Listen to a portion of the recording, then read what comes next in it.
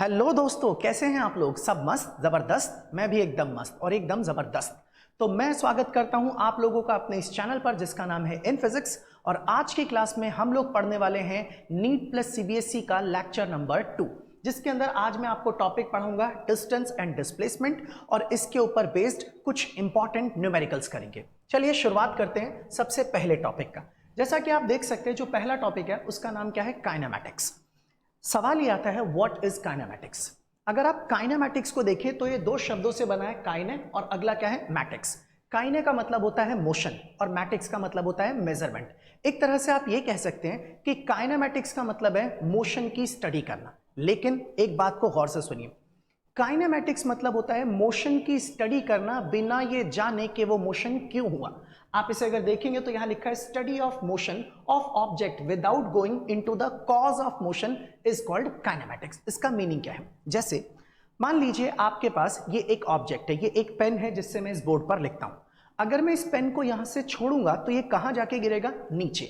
जब ये गिरेगा तब इसकी कुछ रफ्तार होगी, कुछ स्पीड होगी। वो स्पीड कितनी होगी? क्या वो बढ़ेगी या घटेगी? इसको गिरने में कितना वक्त लगेगा? गिरते वक्त इसकी वेलोसिटी क्या होगी? इसका एक्सेलरेशन क्या होगा? इन सभी की स्टडी क्या होगी? काइनेमैटिक्स। लेकिन जब ये गिरेगा तो क्यों गिरा? ग्रेविटी की वजह से। हम इस कॉज ऑफ मोशन को इसके अंदर नहीं स्टडी करते। इसका मतलब काइनेमैटिक्स का सिंपल सा मतलब ये है study of motion without going into the cause of motion. चलिए आते हैं अगले टॉपिक पर। अब आता है नेक्स्ट। अब देख सकते हैं टॉपिक है डिस्टेंस एंड डिस्प्लेसमेंट। अब बात करते हैं सबसे पहले डिस्टेंस की। ऐसे तो आप सब लोग जानते होंगे कि डिस्टेंस क्या है, लेकिन क्योंकि मैं टॉपिक पढ़ा रहा हूं इसलिए मैं आप लोगों को पहले डिस्टेंस और डिस्प्लेसमेंट पढ़ाऊंगा, उसके बाद करेंगे उसके ऊपर बेस्ड क्वेश्चंस। देखिए, सपोज कर लीजिए कि यहां पर इस जगह पर मान लीजिए यहां पर मेरे पास एक पॉइंट है ए और एक दूसरा पॉइंट इस जगह पर मैंने ले लिया बी। अगर मुझे ए से बी तक जाना है तो मेरे पास ये एक रास्ता है जिससे मैं ए से चलूंगा और कहां तक पहुंच सकता हूं? बी तक। लेकिन ए से बी तक जाने का एक रास्ता ये भी है मेरे पास, ए से बी तक जाने का एक रास्ता ये भी है मेरे पास।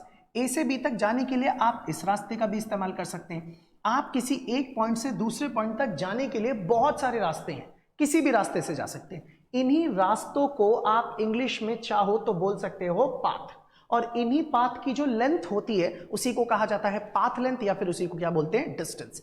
आसान भाषा में आप कह सकते हैं कि कोई भी ऑब्जेक्ट किसी एक पॉइंट से दूसरे पॉइंट तक जाने के लिए जिस रास्ते का इस्तेमाल करता है उस रास्ते की जो एक्चुअल लेंथ होती है उसी को डिस्टेंस कहा जाता है। जैसे कि आप देख सकते हैं, distance is the total length of path covered by the particle या object in definite time interval. मतलब कोई भी ऑब्जेक्ट किसी एक पॉइंट से दूसरे पॉइंट तक जाने के लिए जिस रास्ते का इस्तेमाल करता है उस रास्ते की जो टोटल लंबाई होती है, उसकी जो टोटल लेंथ होती है, उसी को पाथ लेंथ कहा जाता है या फिर उसी को कहा जाता है डिस्टेंस। अब आइए अगले पर।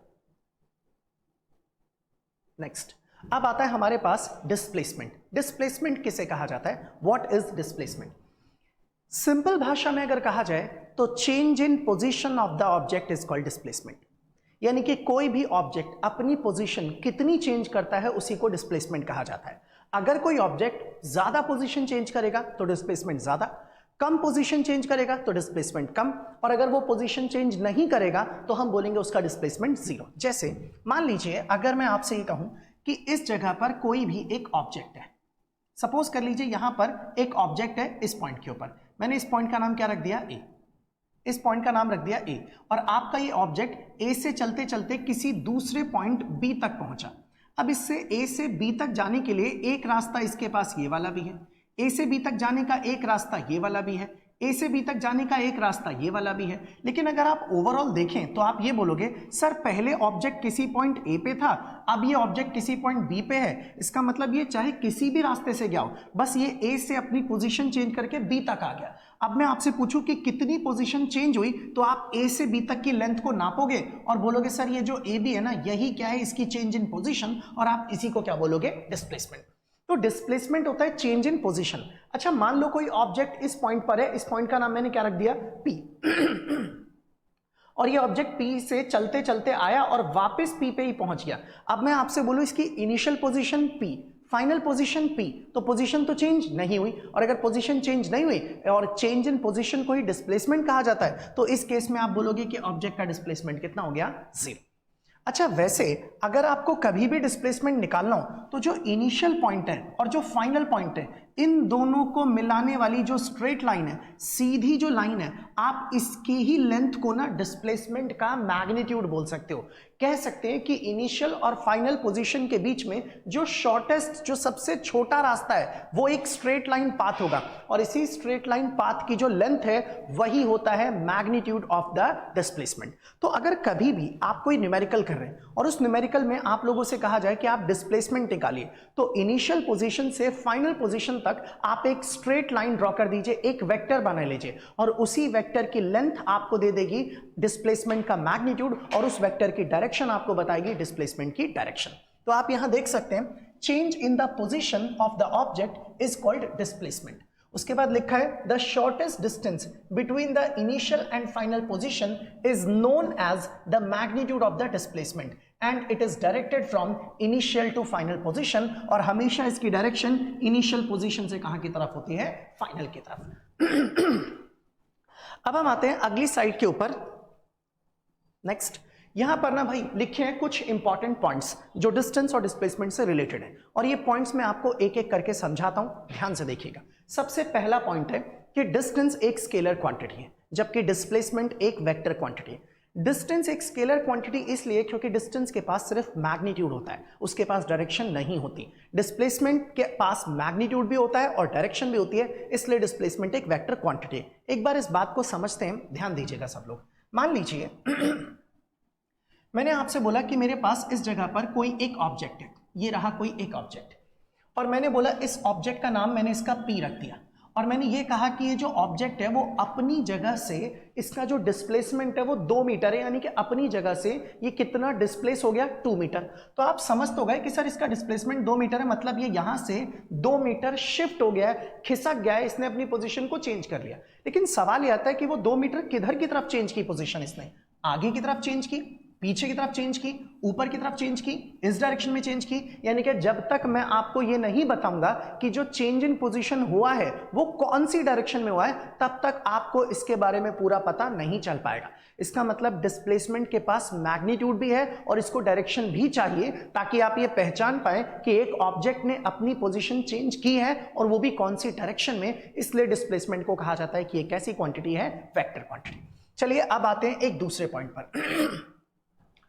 अगर कभी भी कोई भी ऑब्जेक्ट एक स्ट्रेट लाइन पर मोशन करता है बिना अपनी डायरेक्शन को चेंज किए, तो ऐसी सिचुएशन में डिस्टेंस और डिस्प्लेसमेंट का मैग्नीट्यूड एक दूसरे के इक्वल होता है, यानी कि distance is equal to magnitude of displacement. मैं इस बात को एक बार एक्सप्लेन करता हूं, सुनिएगा। मान लीजिए एक ऑब्जेक्ट बिल्कुल सीधे स्ट्रेट रास्ते पर चलता जा रहा है और उसने यहां से शुरुआत की, इस पॉइंट से चलना स्टार्ट किया।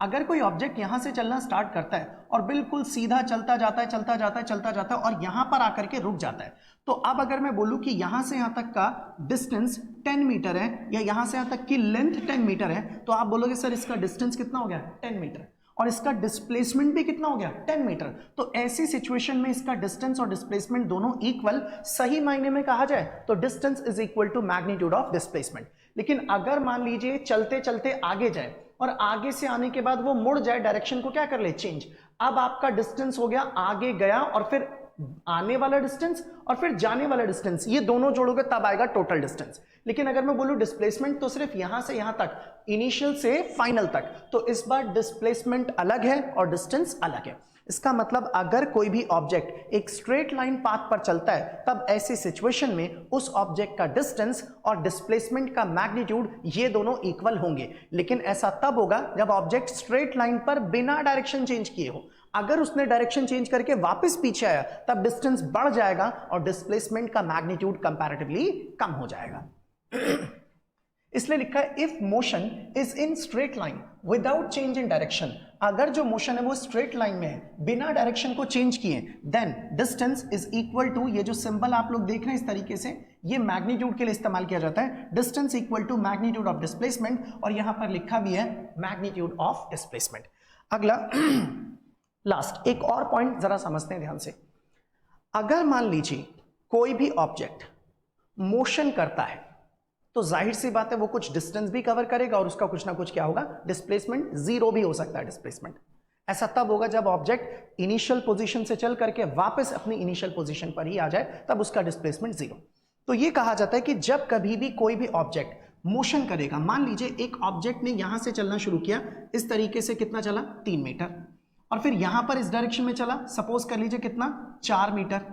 अब मैं ये बोलूं ये मेरे पास कौन सी पोजीशन है, इनिशियल, ये वाली पोजीशन कौन सी है, फाइनल। तो आपका ऑब्जेक्ट इनिशियल से फाइनल तक पहुंचा और ये वाला एंगल कितना है 90 डिग्री। तो ये अगर 3, ये अगर 4, तो ये तो राइट एंगल ट्राइंगल है, और राइट एंगल ट्राइंगल में ये आपके लिए कितना आ जाएगा 5 मीटर। तो अब मैं आपसे पूछूं कि बताइए इसका टोटल डिस्टेंस कितना होगा, तो आप बोलोगे सर डिस्टेंस होगा टोटल पाथ की लेंथ, यानी कि 3 + 4 आई से एफ तक जाने के लिए, तो 3 + 4 7 मीटर हो गया इसका डिस्टेंस। और मैं पूछूं डिस्प्लेसमेंट, तो shortest distance between initial and final position वो कितना है 5। तो अब आप यहां पर बोल सकते हैं कि इसका जो डिस्प्लेसमेंट है वो कितना है, दैट इज 5 मीटर। तो आप देख सकते हैं कि डिस्टेंस और डिस्प्लेसमेंट में डिस्प्लेसमेंट डिस्टेंस से छोटा है, और इसके पिछले पॉइंट में बताया कि डिस्टेंस और डिस्प्लेसमेंट एक दूसरे के बराबर भी हो सकते हैं, लेकिन कब, जब वो स्ट्रेट लाइन में हो और डायरेक्शन चेंज ना करे। यहां पर ये स्ट्रेट लाइन में नहीं है और साथ में क्या चेंज कर रहा है, डायरेक्शन भी, आगे जाकर के ये मुड़ गया, इस वजह से इसका डिस्टेंस ज्यादा है और डिस्प्लेसमेंट कम। तो ओवरऑल ये पता चला हमें कि जो हमारा डिस्टेंस होता है वो हमेशा डिस्प्लेसमेंट के मैग्नीट्यूड से या तो बड़ा होगा या फिर क्या होगा, बराबर। ऐसा कभी नहीं हो सकता कि डिस्प्लेसमेंट डिस्टेंस से बड़ा हो जाए। तो इसलिए ये अगला पॉइंट बताता है कि distance is always greater than और इक्वल टू डिस्प्लेसमेंट, या आप ऐसा भी बोल सकते हैं कि displacement is always less than और इक्वल टू डिस्टेंस। सही मायने में बोला जाए तो ये डिस्प्लेसमेंट का क्या होता है, मैग्नीट्यूड। तो ये कुछ इंपॉर्टेंट पॉइंट्स थे। अब हम आते हैं अगले पॉइंट की तरफ। अब यहां से शुरू हो जाते हैं भाई क्वेश्चंस। देखिए मैंने आप लोगों को जो चीजें पढ़ाई और बताई, इनमें मैंने आपका ज्यादा वक्त नहीं लिया, क्योंकि ज्यादातर लोग इसके बारे में अच्छे से जानते हैं पहले से। एक तरह से यूं समझ लीजिए कि मैंने आपको वो चीजें पढ़ाई इसलिए ताकि आप इन न्यूमेरिकल्स को आसानी से कर पाएं। तो अब हमारे पास कुछ क्वेश्चंस है प्रैक्टिस के लिए, आप सब लोग इसे देख सकते हैं, और क्लास के बाद आप लोगों को जो भी मैं पढ़ा रहा हूं इसका PDF फॉर्मेट हमारे टेलीग्राम के चैनल पर मिल जाएगा, और उसका लिंक आप लोगों को इस वीडियो के डिस्क्रिप्शन में मिलेगा। शुरुआत करते हैं सबसे पहले सवाल से। सवाल में लिखा है ए particle starts from the origin. इसका मतलब ये रहा ओरिजिन, कोई एक पार्टिकल है जिसने यहां से शुरुआत की। Origin goes along the X axis up to the point 20 metre, 0। मतलब उसने यहां से शुरू किया चलना, और चलते चलते, एक मिनट, यहां से शुरू किया और चलते चलते वो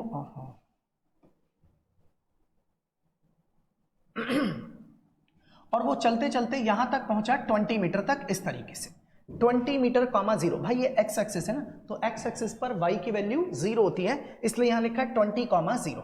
तो आपके एक ऑब्जेक्ट ने ओरिजिन से स्टार्ट किया चलना, ये रहा ओरिजिन, और चलते चलते 20 मीटर तक पहुंचा। मैंने इस वाले पॉइंट का नाम क्या रख दिया, ए।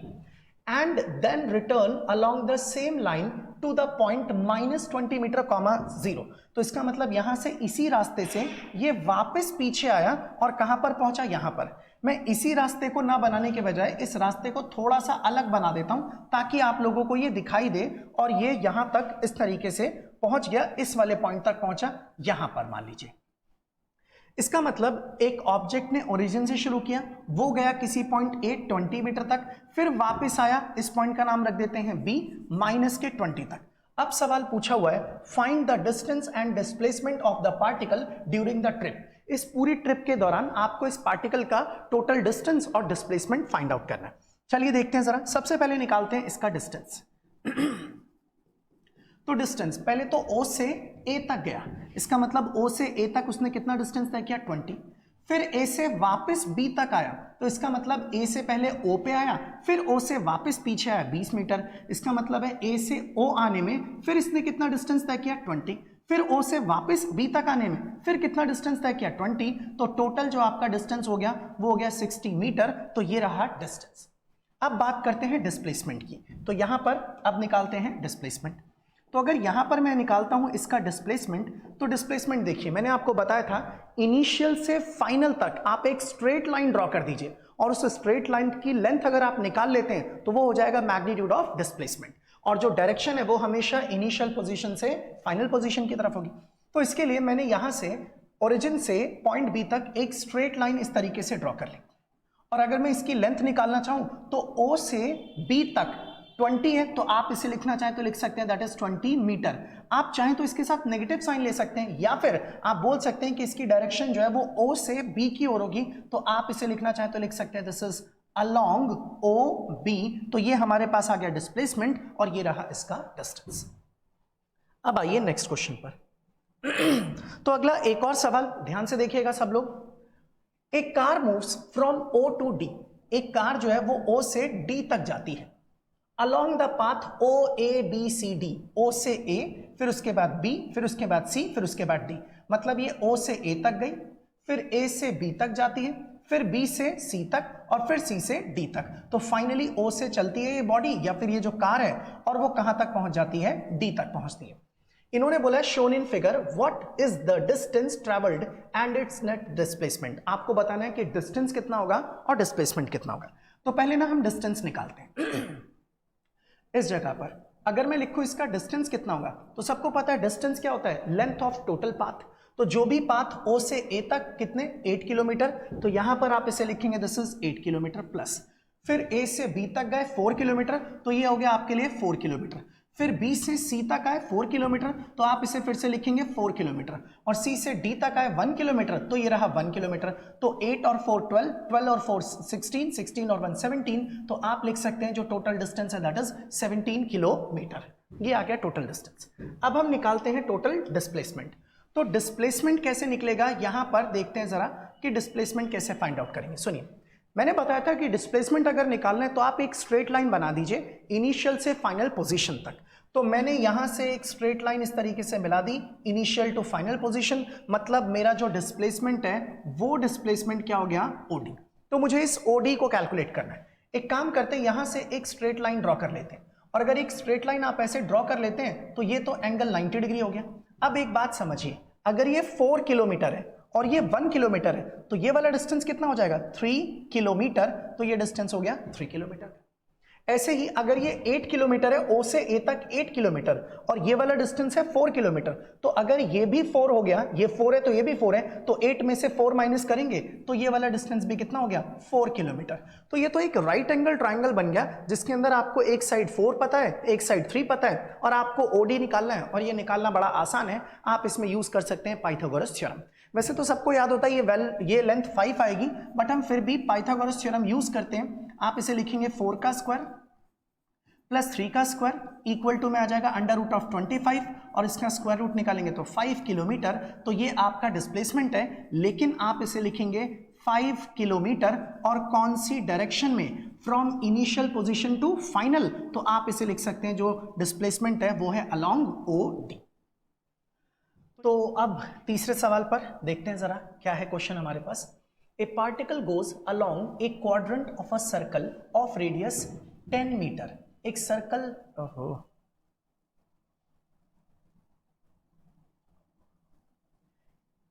एक सर्कल जिसका रेडियस 10 मीटर है, from A to B as shown in figure. यहां ना फिगर नहीं बना हुआ, मैं आप लोगों के सामने एक फिगर बना देता हूं। ये मान लीजिए आपका सर्कल है, ये रहा सर्कुलर पाथ। अब इस सर्कल के अंदर इस जगह पर एक पॉइंट ले लेते हैं, ये रहा एक पॉइंट ए, और ये इसका सेंटर है, यहां से यहां तक दिस सेंटर इज ओ, और ये इसको यहां से यहां तक मिला दिया, और ये वाला जो पॉइंट है दिस पॉइंट इज बी, और इसका जो रेडियस है वो मैंने यहां पर लिख दिया आर, जो कि 10 मीटर गिवन है। तो मैं यहां पर इसके सॉल्यूशन में लिख देता हूं कि radius of the circle is 10 meter, ये हमें गिवन है।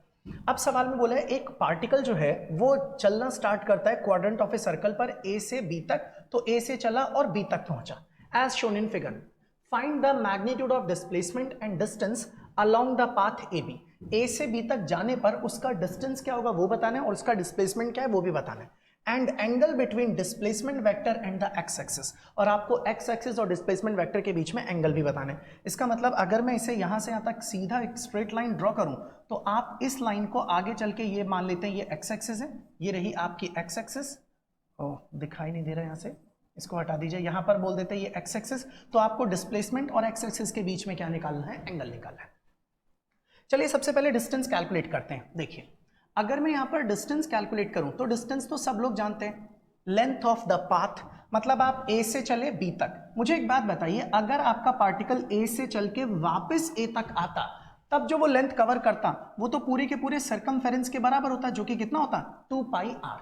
लेकिन एक्चुअल में इसने पूरी लेंथ कवर ही नहीं की, इसने पूरे सर्कल का 1/4 पोर्शन कवर किया है, इसलिए मैंने इसको डिवाइड कर दिया किससे, 4 से। अब आप इसको इससे कट कर देंगे तो यहां पर आ जाएगा 2, आप इसे लिख सकते हैं पाई आर अपॉन में 2, और आर की वैल्यू है 10 तो इसमें लिख दिया 10। आप इसको इससे कट कर दीजिए तो आपका जो डिस्टेंस आएगा दैट इज इक्वल टू 5 पाई, और यहां मीटर है तो मैं यहां पर लिख देता हूं मीटर। तो दिस इज द डिस्टेंस। अब हमें चाहिए डिस्प्लेसमेंट। तो डिस्प्लेसमेंट के लिए क्या करते हैं, मैंने आपको बोला था इनिशियल से फाइनल तक एक स्ट्रेट लाइन पाथ बना दीजिए, यही आपका डिस्प्लेसमेंट हो जाएगा। और यहां पर ये एंगल 90 डिग्री है, ये आर, तो ये भी कितना है आर, तो ये आपके लिए बन गया एक राइट एंगल ट्राइंगल। इसमें आप पाइथागोरस थ्योरम लगा के ए बी को कैलकुलेट कर सकते हैं। तो अगर मुझे यहां पर डिस्प्लेसमेंट कैलकुलेट करना है तो डिस्प्लेसमेंट हो जाएगा ए बी, और ए बी अगर निकालना है तो पाइथागोरस थ्योरम के अकॉर्डिंग परपेंडिकुलर का स्क्वायर यानी कि आर स्क्वायर, बेस का स्क्वायर यानी कि आर स्क्वायर, आप इसे ऐड करेंगे तो दिस इज 2r स्क्वायर, और आप इसे लिख सकते हैं √2r, और r हमें 10 पता है तो आप इसमें r की जगह 10 रख देंगे तो दिस इज 10√2 मीटर, या फिर आप चाहें तो इसे लिख सकते हैं 10 और √2 की वैल्यू होती है 1.41, और इसे मल्टीप्लाई कर देंगे तो ये हो जाएगा 14.1 मीटर। तो this is the magnitude of displacement. अभी तीसरा एक पार्ट और पूछा गया है।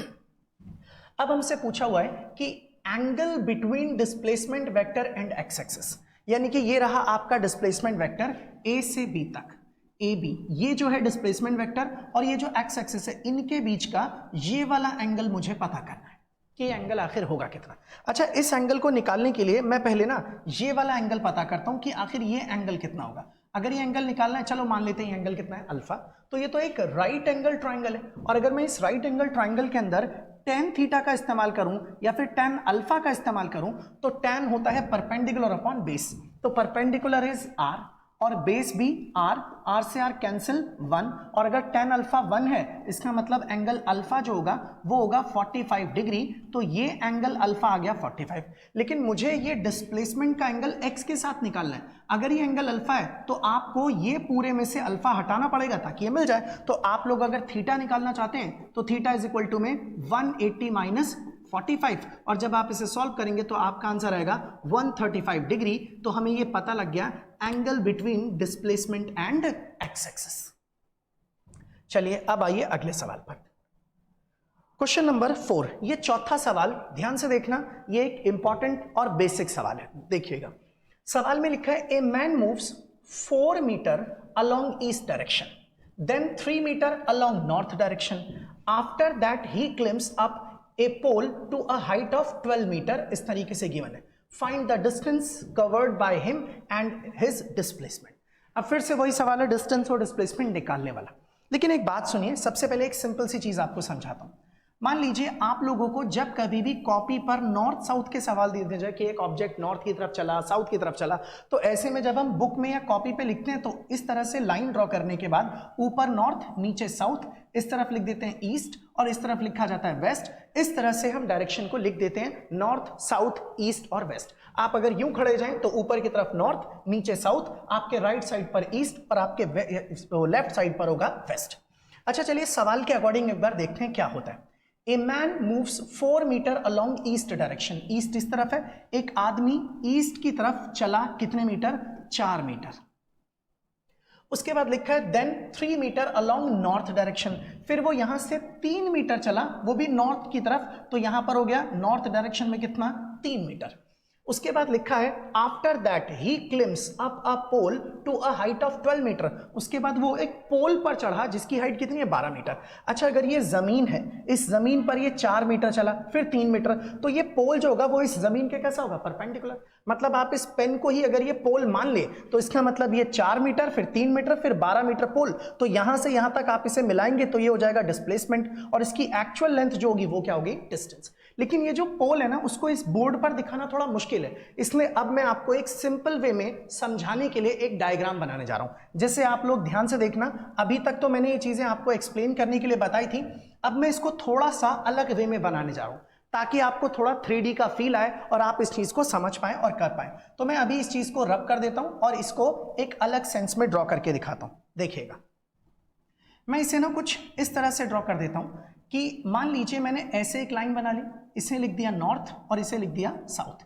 फिर एक लाइन मैंने ऐसे बना ली, इसे मैंने लिख दिया ईस्ट और इसे मैंने लिख दिया वेस्ट। और आप इसे ऐसा मान के चलिए कि जैसे कि आपके पास एक टेबल है जो जमीन पर रखी है, उस टेबल के ऊपर आपने ऊपर आगे की ओर नॉर्थ, पीछे की ओर साउथ, इस तरफ ईस्ट और इस तरफ क्या बना लिया, वेस्ट। अब इसके हिसाब से हम चलना स्टार्ट करेंगे। देखिएगा,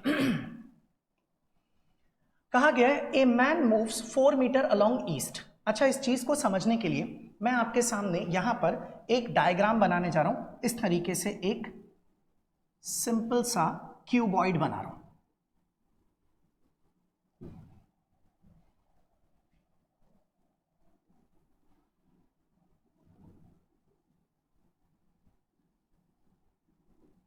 तो ये एक क्यूबॉइड बना दिया ताकि आपको सारी चीजें ठीक ढंग से समझ में आ जाए।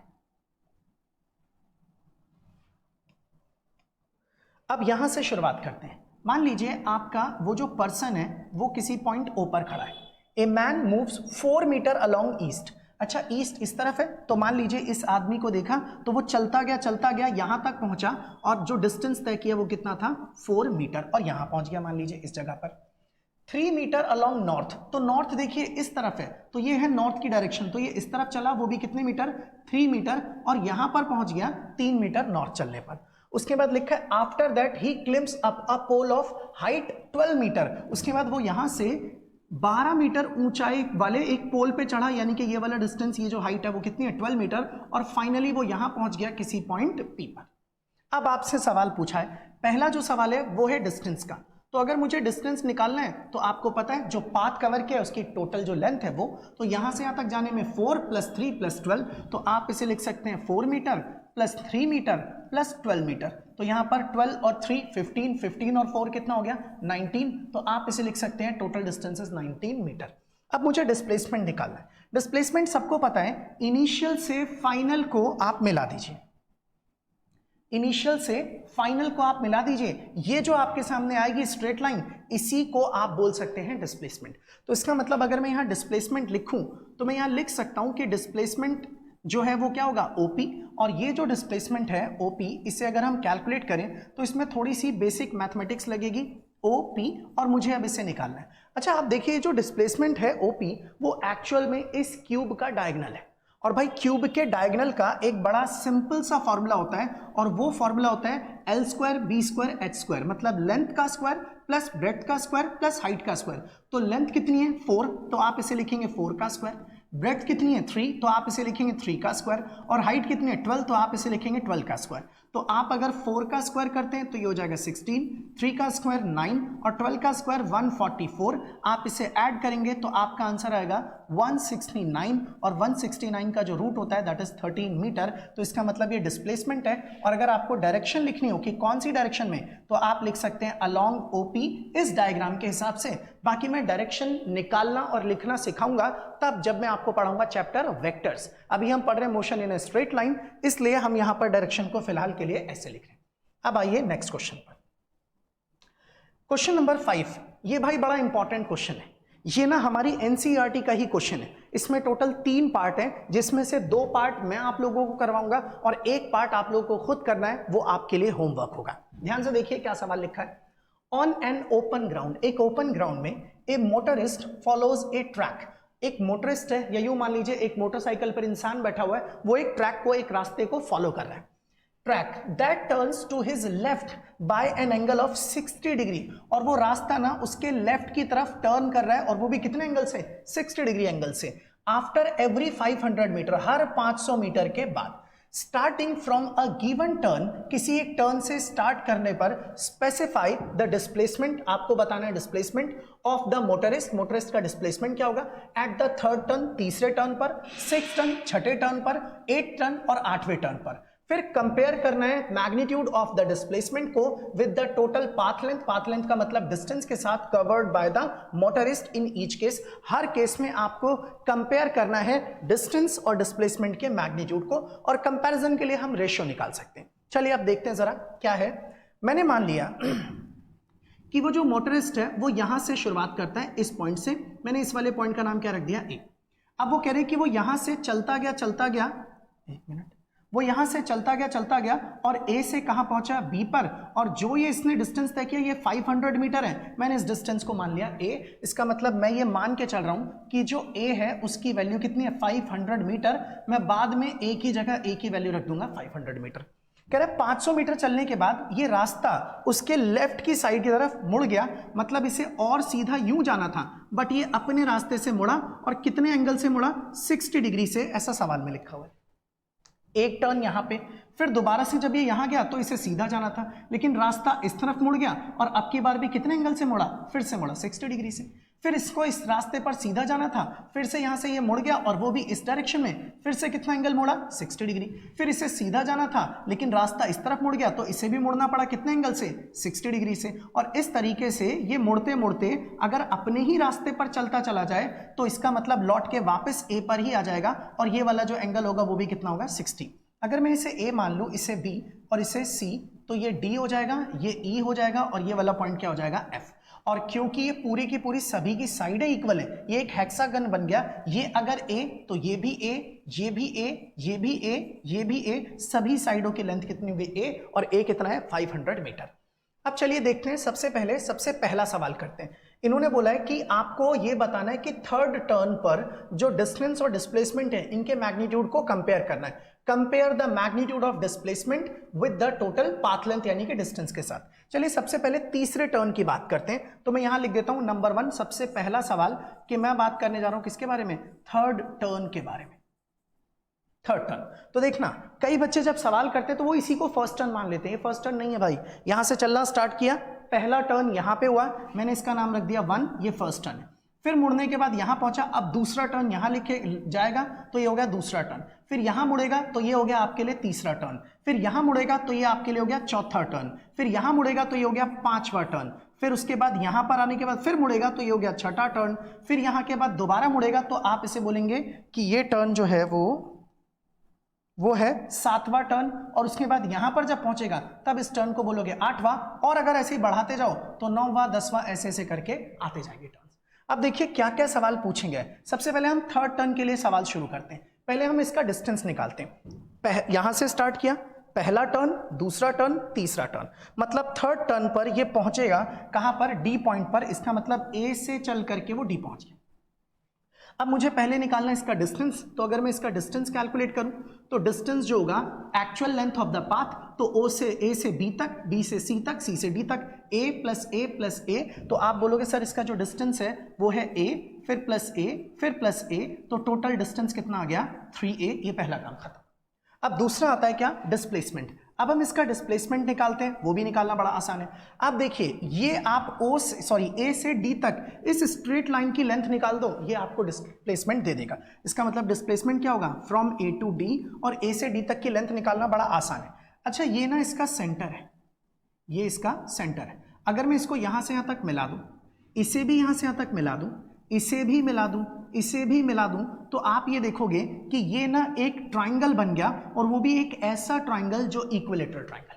अगर आप इसे देखेंगे तो ये एक पैरेललोग्राम है, ये लेंथ और ये लेंथ कैसी है, इक्वल, और ये भी एक पैरेललोग्राम है, ये लेंथ और ये लेंथ भी कैसी है, इक्वल। अगर ये दोनों लेंथ ए है तो ये वाली लेंथ भी कितनी होगी, ए, ये वाली लेंथ भी कितनी होगी, ए, और सेम लॉजिक से ये वाली लेंथ भी ए, ये वाली लेंथ भी ए, सारी की सारी लेंथ ए होगी। आप बोलोगे सर ये पूरे का पूरा एक इक्विलेटरल ट्राइंगल है, आपको ये वाली लेंथ चाहिए थी, अगर ये ए है और ये ए है तो टोटल लेंथ कितनी होगी, 2a। तो आप यहां लिख सकते हैं a प्लस में a, तो टोटल लेंथ आप लिख सकते हैं दैट इज 2a। लेकिन मुझे a तो पता है ना, a कितना है, 500 मीटर, तो आप यहां लिखेंगे 3 इंटू में 500, तो आपका आंसर आ जाएगा 1500 मीटर। ये रहा आपका डिस्टेंस, और ये रहा 2 इंटू में a कितना है, 500 मीटर, तो आप इसको मल्टीप्लाई करेंगे तो ये हो जाएगा 1000 मीटर। तो अब आप कह सकते हैं कि डिस्टेंस आ गया 1500 और डिस्प्लेसमेंट आ गया 1000। लेकिन हमें ना इन्हें कंपेयर करना है, इसका रेशियो निकालना है। तो अगर मैं यहां पर इसका रेशियो कैलकुलेट करूं, इस जगह पर यहां लिख देते हैं क्या, इसका रेशियो, तो इसका रेशियो होगा डिस्टेंस अपॉन में डिस्प्लेसमेंट, सॉरी डिस्प्लेसमेंट और डिस्टेंस का है, तो ऊपर रख देते हैं यहां पर डिस्प्लेसमेंट। डिस्प्लेसमेंट कितना है, 1000, और डिस्टेंस कितना है, 1500। 2 0 से 2 0 कैंसिल, और इसको कट कर दीजिए 10 और नीचे 15, तो ये हो गया 2/5। तो आप ये कह सकते हैं कि ये रेशियो है, तो ऊपर आ गया डिस्प्लेसमेंट और नीचे क्या आ गया, डिस्टेंस। ये पहला था थर्ड टर्न के लिए। चलिए एक और सवाल करते हैं। अब 6 टर्न वाला क्वेश्चन करके दिखाता हूँ, 6 टर्न, लेकिन मुझे फिर से ये सब कुछ ड्रॉ करना पड़ेगा फटाफट। मैंने इसको लिख दिया A, इसका नाम है B, इसका नाम C, इसका नाम D, इस पॉइंट का नाम E, इस पॉइंट का नाम F, और सारी साइडों की जो लेंथ है वो हम जानते हैं वो कितनी है, दैट इज A। ये A है। अब की बार यहां से अगर चलना स्टार्ट करता है तो ये रहा आपका पहला टर्न, फिर यहां से यहां चला तो ये रहा आपका दूसरा टर्न, यहां पर ये रहा दूसरा टर्न, फिर इधर की तरफ मुड़ा तो ये आपके पास आ गया तीसरा टर्न, फिर इधर गया तो ये रहा चौथा टर्न, फिर इधर आया तो ये रहा आपका पांचवा टर्न, और फिर जब ये वापस इधर आएगा तो ये हो गया आपके पास आपका छठा टर्न। 6 टर्न हो गए इसके अंदर, A B C D, तो यहां पर 1 2 3 4 5 और ये 6। अब ये छठे टर्न पर यहां पर पहुंच गया। अब ये 6 टर्न पर आने के बाद अब हम देखते हैं कि क्या इसका डिस्टेंस होगा और क्या इसका डिस्प्लेसमेंट। तो पहले हम इसका डिस्टेंस निकालते हैं। तो डिस्टेंस अगर निकालेंगे तो 1 2 3 4 5 6, इसका मतलब A लेंथ को 6 बार कवर करेगा, यानी कि 6A, 6 की जगह 6, A हमारे पास कितना था 500, आप इसे मल्टीप्लाई करेंगे तो हमारा डिस्टेंस आ गया 3000 मीटर। और अगर मैं यहां से निकालता हूं डिस्प्लेसमेंट, तो डिस्प्लेसमेंट की वैल्यू आप देखना, A से ही शुरू किया और घूम के वापस A पे आ गया तो डिस्प्लेसमेंट कितना हो गया 0। लेकिन हमें तो कंपैरिजन करना है, वो भी रेशियो की मदद से। तो मैं अगर निकालूं रेशियो और वो भी डिस्प्लेसमेंट अपॉन डिस्टेंस, तो डिस्प्लेसमेंट इज 0 और डिस्टेंस कितना है 3000, तो आपका ये जो रेशियो आ गया वो कितना आ गया 0। अब इसका जो तीसरा वाला पार्ट है वो भाई आप खुद करोगे। उसके अंदर अगर ये 6 टर्न पे है तो फिर यहां पर हो गया 7th टर्न, और यहां पर आपके पास क्या हो गया 8th टर्न, यानी कि आपको तीसरे पार्ट के अंदर ये वाला डिस्प्लेसमेंट निकालना पड़ेगा। तो इसे आप ट्राई करना, इसमें आपको थोड़ा मैथ्स का इस्तेमाल करना पड़ेगा। अगर आपसे ये सवाल नहीं हो पाया तो कमेंट में मुझे बताना, मैं अगली क्लास के अंदर ना इस सवाल का सॉल्यूशन अलग से आपको करवा दूंगा कि अगर वो 8वें टर्न पर पहुंचता है तब उसका डिस्टेंस कितना होगा और डिस्प्लेसमेंट कितना होगा। अब आइए नेक्स्ट क्वेश्चन पर। अब आता है क्वेश्चन नंबर 6। ये भी एक इंपॉर्टेंट अच्छा सवाल है। क्या लिखा है देखिएगा ध्यान से। A wheel of radius 1 meter, एक पहिया है जो कि 1 मीटर रेडियस है जिसका, rolls forward half a revolution on a horizontal ground, यानी कि वो ना एक हॉरिजॉन्टल ग्राउंड पर आधा रोटेट करता है, पूरा रोटेट नहीं करता, सिर्फ आधा, वो भी फॉरवर्ड डायरेक्शन में। The magnitude of the displacement of the point of the wheel initially in contact with the ground, आपको ये बताना है कि इस पहिए का वो पॉइंट जो जमीन के साथ कांटेक्ट में था, आधा रोटेशन करने के बाद अब वो जहां पे भी पहुंच जाएगा उसका डिस्प्लेसमेंट बताइए क्या। मैं आपको एक डायग्राम से इस चीज को समझाता हूं, ध्यान से देखिएगा सब लोग। सपोज कर लीजिए ये ग्राउंड है, इस ग्राउंड पर यहां पर वो व्हील है जो कि इस तरीके से, और वो व्हील जो कांटेक्ट में है ग्राउंड के, वो पॉइंट मैंने यहां पर मान लिया और मैंने इस पॉइंट का नाम क्या रख दिया, इसका रेडियस भी हम लोग जानते हैं, और ये वाला जो पॉइंट है चलिए इसका नाम क्या रख देते हैं, क्यू। अच्छा, अगर ये पहिया आधा घूमेगा तो ये जब ये आधा इस तरीके से रोटेट करके यहां तक पहुंचेगा तो आधा घूमने की वजह से क्यू पॉइंट नीचे आ जाएगा और पी पॉइंट कहां चला जाएगा, ऊपर। मैं इसका डायग्राम अगर बनाऊं तो यहां पर बनेगा ये कुछ इस तरीके से, क्योंकि ये हाफ रोटेट हुआ है इसलिए अब आपका ये जो क्यू पॉइंट है वो आ जाएगा नीचे की तरफ, और ये जो पी पॉइंट है वो आ जाएगा ऊपर की तरफ। मैंने इस पॉइंट का नाम अब क्या रख दिया, पी डैश, बस दिखाने के लिए कि ये पी है लेकिन उसका नाम क्या रख दिया, पी डैश। अच्छा, इसका सेंटर जो है वो सेंटर मान लेते हैं ओ, और हम जानते हैं इसका रेडियस आर जो है वो कितना दे रखा है 1 मीटर, तो ये भी 1 हो गया और ये भी कितना हो गया 1। अब मुझे डिस्प्लेसमेंट निकालना है, तो भाई डिस्प्लेसमेंट ये पॉइंट यहां पर था, अब यहां पर है, इनके बीच का स्ट्रेट लाइन आप एक ड्रॉ कर दीजिए, इसी की लेंथ को क्या बोलोगे, डिस्प्लेसमेंट। ऐसे तो आप देखोगे तो ये तो एक राइट एंगल ट्राइंगल नहीं बन गया, परपेंडिकुलर, बेस, और ये क्या बन गया, हाइपोटेन्यूज। अब आप आराम से कैलकुलेशन कर सकते हैं, लेकिन एक बात सुनिए ध्यान से। अगर मैं आपसे बोलूं कि ये पूरे का पूरा सर्कल ऐसा है और इसका रेडियस कितना है r, तो मैं आपसे बोलूं इस पूरे सर्कमफेरेंस की लेंथ कितनी होगी, तो सब जानते हैं दैट इज 2 पाई r। और अगर मैं बोलूं आधे सर्कल की क्या लेंथ होगी, तो इसको 2 से डिवाइड कर दीजिए, तो आधे की लेंथ कितनी हो जाएगी, पाई r। इसका मतलब जब ये रोटेट करके यहां तक पहुंचा तो p पॉइंट चला गया ऊपर, q नीचे, तो यहां से लेके यहां तक की जो लेंथ थी वो आधे सर्कल की लेंथ के बराबर है, और आधे सर्कल की लेंथ जो है वो कितनी है, पाई इंटू में r, तो पाई की जगह पाई, r आपके पास कितना है 1 मीटर, तो इसका मतलब ये वाली लेंथ जो है वो कितनी हो गई, दैट इज पाई। अब आप लोगों को एक राइट एंगल ट्राइंगल दिख रहा है जिसमें आपको ये वाली लेंथ निकालनी है, तो अगर मैं पाइथागोरस थ्योरम इस्तेमाल करूं डिस्प्लेसमेंट निकालने के लिए, तो P P dash is equal to में परपेंडिकुलर का स्क्वायर और यहां पर बेस का स्क्वायर, तो परपेंडिकुलर स्क्वायर फिर बेस स्क्वायर, तो अगर मैं यहां लिखता हूं तो ये रही इसकी लेंथ पाई स्क्वायर, और प्लस में ये वाली लेंथ 1 + 1 कितना हो गया 2 का स्क्वायर, तो हमारा जो आंसर आएगा वो आएगा √ऑफ पाई स्क्वायर प्लस में 4। और ये कौन सा ऑप्शन मैच कर रहा है, ऑप्शन नंबर सी। यहां पर थोड़ी सी गड़बड़ है, आप इसको रूट पूरे आप इसके ऊपर रूट लगा दीजिए पूरा कंप्लीट, तो ये है आपका कंप्लीट क्वेश्चन और option number C is correct. चलिए अब आइए नेक्स्ट एक और सवाल पर। अच्छा, अब हम आते हैं एक टॉपिक के ऊपर। अच्छा, ये भी बड़ा कॉमन सवाल है, एक सर्कल दे दिया जाता है और उसमें पूछते हैं डिस्टेंस बताइए, डिस्प्लेसमेंट क्या है। हालांकि सर्कल वाला एक सवाल मैंने करवाया आपको, लेकिन एक ये जनरल वे में आपको ये समझा रहा हूं। देखिएगा, distance and displacement on circular path. अब हम सर्कुलर पाथ पर डिस्टेंस और डिस्प्लेसमेंट निकालने जा रहे हैं। देखिए, मान लीजिए अगर कोई एक पार्टिकल है वो किसी पॉइंट P पर है और वो यहां से चलते चलते इस तरीके से किसी पॉइंट Q पर आकर के पहुंच जाता है। P से चला और कहां पहुंच गया, Q पर। अगर ये पार्टिकल P से Q तक पहुंचा और मान लीजिए ये वाला जो एंगल है वो कितना है, थीटा। सपोज कर लीजिए इसका रेडियस कितना है, दैट इज r, और ये जो सेंटर है मैंने इस सेंटर का नाम क्या रख दिया, O। अब मुझे ना इस पार्टिकल को जिसने P से शुरू करके Q तक पहुंचा है, इस पार्टिकल का डिस्टेंस भी निकालना है और इस पार्टिकल का डिस्प्लेसमेंट भी निकालना है। अब देखते हैं डिस्टेंस और डिस्प्लेसमेंट आखिर कैसे निकलेगा। एक जनरल रिजल्ट निकाल रहा हूं, वो रिजल्ट हम आगे आने वाले सवालों में इस्तेमाल कर सकते हैं। तो सबसे पहले डिस्टेंस की बात करते हैं। देखिए, अगर डिस्टेंस देखा जाए तो भाई यहां से लेकर के यहां तक की जो लेंथ होगी यही तो आपका डिस्टेंस होगा। P से लेके Q तक की जो लेंथ है इस रास्ते की, वही आपके लिए किसका काम करेगा, डिस्टेंस का। तो सबसे पहले डिस्टेंस निकालते हैं। आप लोगों ने एक फॉर्मूला पढ़ा होगा और वो एक बड़ा सिंपल सा फॉर्मूला है, वो थीटा बराबर एक फॉर्मूला होता है, दैट इज आर्क अपॉन में रेडियस। अगर किसी ने नहीं भी पढ़ा तो कोई बात नहीं भाई, आगे मैं फिर से पढ़ा दूंगा। वो क्या होता है कि अगर ये एंगल थीटा है तो इस लेंथ को बोलते हैं आर्क, और ये जो लेंथ है ये क्या है, रेडियस, जिसके बारे में आप जानते हैं। अगर मैं इसके अंदर ऐसे लिखूं तो थीटा की जगह थीटा, ये जो आर्क आप देख रहे हैं जिसको मैंने PQ बोला है, यही आपके लिए आर्क बन गया PQ, और जो इसका रेडियस है वो रेडियस कौन है, कैपिटल R। इसे मैं क्रॉस मल्टीप्लाई करूं तो PQ इज इक्वल टू में R इंटू में थीटा, यानी कि आपके लिए जो डिस्टेंस निकल के आ गया वो डिस्टेंस का एक सिंपल सा फॉर्मूला है, R इंटू में थीटा। इसका मतलब है आप इसकी मदद से डिस्टेंस को कैलकुलेट कर सकते हैं। बस आपको रेडियस पता हो, एंगल पता हो, तो आप ये वाली लेंथ निकाल पाएंगे जो कि क्या होगी, डिस्टेंस। लेकिन इस फॉर्मूले को यूज करने के लिए एक जरूरी शर्त है, और वो जरूरी शर्त ये है कि आपका जो एंगल है वो हमेशा किस में होना चाहिए, रेडियन में। आप जानते हैं एंगल को दो तरीकों से नापते हैं जनरली, एक डिग्री और एक रेडियन। ये फॉर्मूला सिर्फ तभी काम करेगा जब आप यहां पर एंगल को रेडियन में लोगे। एंगल की जो SI यूनिट है वो डिग्री नहीं होती, वो होती है रेडियन। तो angle must be in radian, तब आपको डिस्टेंस मिलेगा। दूसरा, अब बारी आती है डिस्प्लेसमेंट की। चलिए अब बात करते हैं डिस्प्लेसमेंट के बारे में, उसको जरा समझते हैं। अच्छा, डिस्प्लेसमेंट तो ये हो गया ना, P से लेकर के Q तक का बिल्कुल सीधा रास्ता, दिस इज द डिस्प्लेसमेंट। और यही डिस्प्लेसमेंट अगर मुझे निकालना है तो देखते हैं जरा कैसे निकलेगा।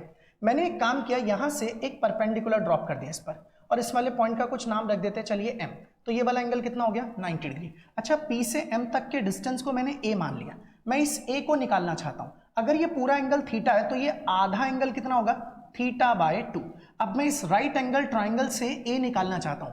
अच्छा, अगर ये 90 डिग्री है, ये हाइपोटेन्यूज है, ये एंगल है, तो एंगल के सामने ये क्या हो गया, परपेंडिकुलर। अगर मैं इस ट्राइंगल में से साइन थीटा निकालूं तो आप यहां लिख सकते हैं साइन थीटा नहीं होगा, θ/2 होगा, क्योंकि इस ट्राइंगल में एंगल आधा है और साइन होता है perpendicular upon hypotenuse. Perpendicular A और हाइपोटेन्यूज कितना है, R। यहां से क्रॉस मल्टीप्लाई किया जाए तो A इज इक्वल टू आ जाएगा R इंटू में साइन θ/2, इस तरीके से।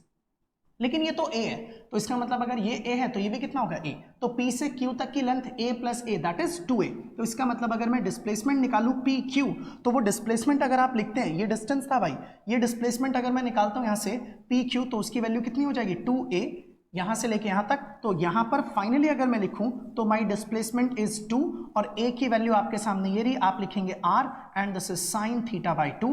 मतलब आप इस फॉर्मूले की मदद से डायरेक्टली डिस्प्लेसमेंट निकाल सकते हैं और इसकी मदद से डायरेक्टली निकाल सकते हैं डिस्टेंस।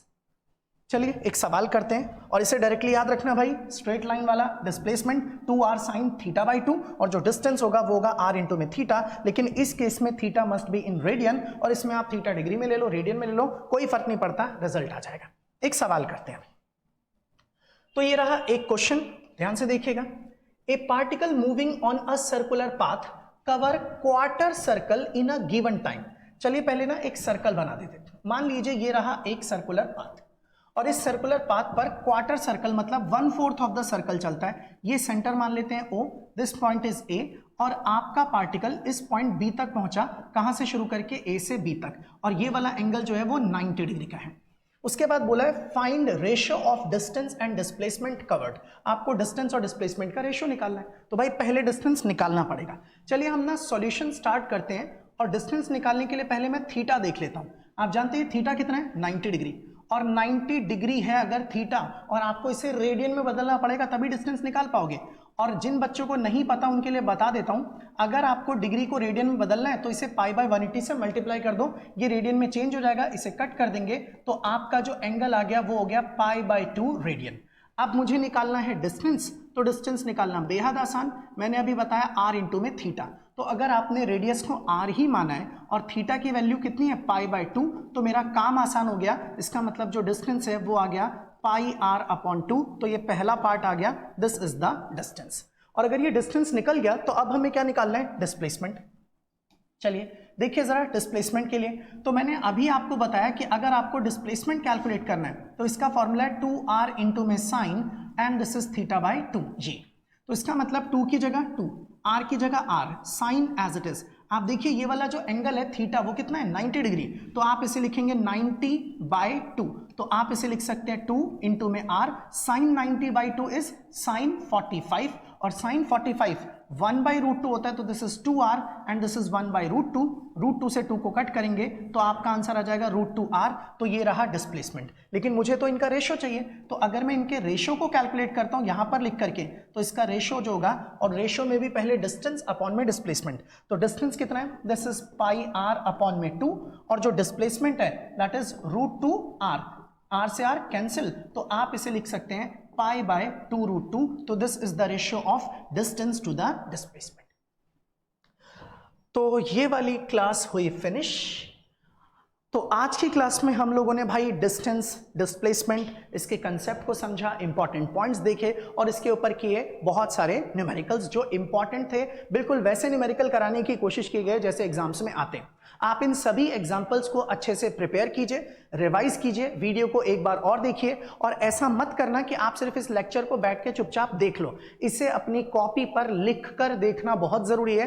बेटर है कि आप अपनी एक कॉपी बना लें अलग से, और उसके अंदर ना जो भी चीजें मैं पढ़ाता हूं उन सबको लिख लें। लेकिन फिर भी जो लोग थोड़े आलसी हैं उनके लिए मैं एक और काम कर सकता हूं कि इस पूरी की पूरी जो भी मैंने आप लोगों को स्लाइड्स पढ़ाई, आज की क्लास ली, इसका जो पीडीएफ फॉर्मेट है वो आप लोगों को टेलीग्राम के चैनल पर मिल जाएगा, और उसका लिंक मिलेगा आप लोगों को हमारे इस चैनल वीडियो के डिस्क्रिप्शन के अंदर।